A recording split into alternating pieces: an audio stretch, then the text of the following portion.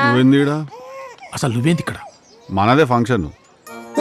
నువ్వేమైనా పెద్ద మనిషి అయినావా? అరే మ్యూజిక్ కొట్ట నీకు వచ్చినాడు ఆడి పిచ్చోన్ లెక్క చేయకు.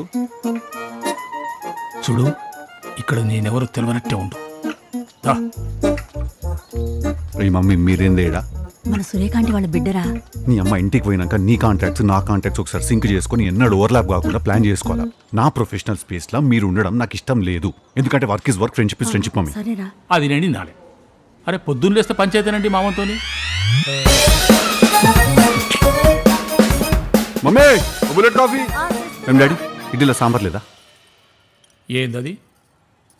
ఆడు కాఫీలో నెయ్యేసుకొని బాత్రూంలో కూర్చొని తాగుతుండు.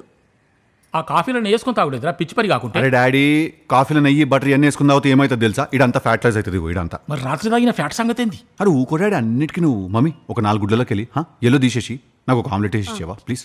ఎల్లబడేస్తావా?